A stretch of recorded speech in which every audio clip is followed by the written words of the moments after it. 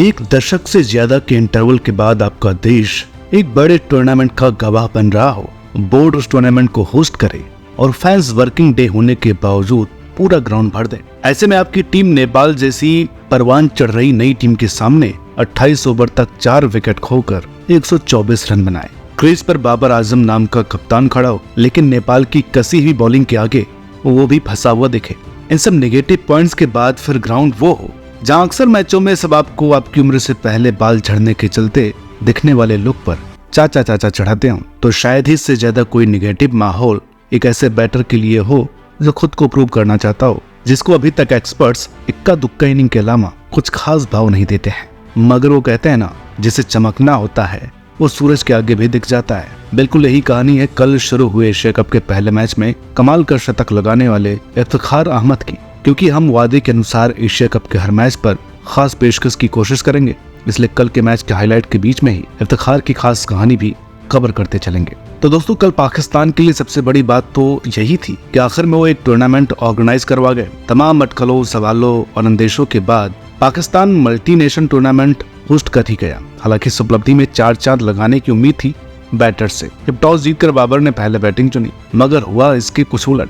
नेपाल की अच्छी कसी हुई बॉलिंग और जबरदस्त थ्रोज ने पाकिस्तान को बैकफुट पर धकेल दिया। ऐसा लग रहा था कि मुल्तान के फैंस कहीं किसी अनहोनी का गवाह तो नहीं बनेंगे, मगर अश्विन के ट्वीट के अकॉर्डिंग नेपाल के अच्छे खेल के बीच में बाबर आजम आड़े आ गए और एक एंड से संभाले रखा।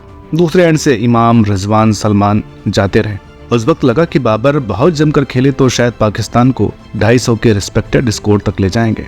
ऐसे में इफ्तिखार ने मोर्चा संभाला और कैलकुलेटेड रिस्क क्या होता है इसकी बेस्ट मिसाल दी। उन्हें जैसे पार्ट टाइमर्स मिले वैसे याद खोले और जैसे अच्छे बॉलर्स मिले तो क्लासिक गेम भी दिखाया। पाकिस्तान की घरेलू क्रिकेट में 13 और इंटरनेशनल क्रिकेट में 8 साल से एक्टिव इफ्तिखार पाकिस्तान के लाहौर से आते हैं।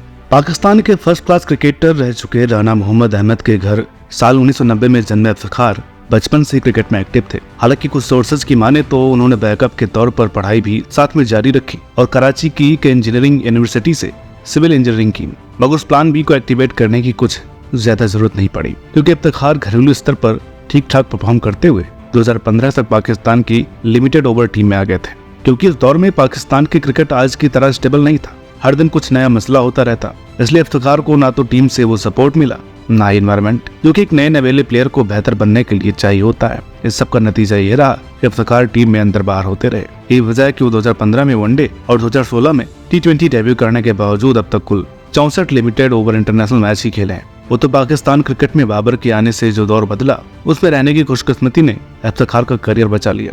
इफ्तिखार में बाबर को पॉसिबिलिटीज दिखी और उन्होंने जमकर सपोर्ट किया। भले इफ्तिखार फर्स्ट 11 में ना हो, लेकिन स्क्वाड का हिस्सा जरूर रहते थे। हालांकि बीच में कुछ मौके मिलते तो इफ्तिखार उस तरह का इम्पैक्ट छोड़ भी नहीं पाते थे। इसलिए जब एक बुरा पैच आया तो ग्राउंड में जब उतरते थे तो उनसे चिढ़े हुए फैंस चाचा कहते थे। यानी सबका मानना था कि इफ्तिखार उम्र दराज है और यंगस्टर्स की जगह खा रहे हैं, मगर इफ्तिखार सर झुकाकर ये बेइज्जती सहते रहे और अपनी मेहनत में लगे रहे। इस कंसिस्टेंसी और बाबर के भरोसे का नतीजा ही था कि इफ्तिखार ने पिछले साल पहले न्यूजीलैंड में फाइनल और फिर वर्ल्ड कप में इंडिया के सामने कभी न भूलने वाली कुछ T20 इनिंग्स खेली। लेकिन इफ्तिखार ने असली कमाल इस साल एक एग्जीबिशन मैच में वहाब रियाज को एक ओवर में 6 छक्के लगाकर कर दिया। इसके बाद न्यूजीलैंड के खिलाफ अकेले दम पर मैच बनाया, जिता नहीं पाए मगर दिल जीत गए।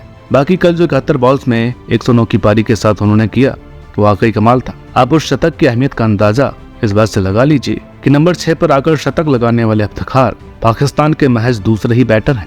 शतक पूरा करने के बाद इफ्तिखार का जश्न बता रहा था कि वो जिंदगी के किस पड़ाव को पार करने के बाद वहां तक पहुंचे हैं। उनके पीछे खुशी से देख रहे बाबर को अपने फैसले पर नाज था और क्राउड कल भी चाचा ही कह रहा था, मगर इस बार जलन या चिड़न में नहीं, मोहब्बत के साथ। इफ्तिखार के शतक और बाबर के 150 की वजह ही थी कि पाकिस्तान 30 ओवर में 125 के करीब होने के बावजूद 50 ओवर्स में 342 तक पहुंचा। इसके बाद पाकिस्तानी बॉलिंग ने नेपाल की बैटिंग लाइनअप का जो हश्र किया वो तो महज एक फॉर्मेलिटी थी। शाहीन ने पहले ओवर में फिर 2 विकेट लिए, हारिस रऊफ ने फिर बीच में आकर 2 विकेट लिए और रही सही कसर पूरी करते हुए शादाब ने 4 विकेट लेकर नेपाल को रिकॉर्ड 238 रनों से हराया।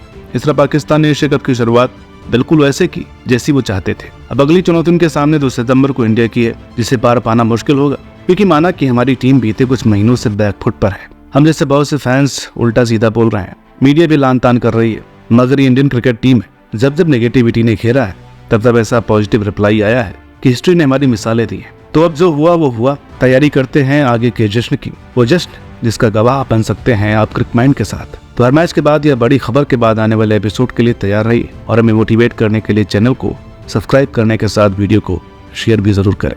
मिलते हैं आपसे अगली वीडियो में, तब तक के लिए नमस्कार।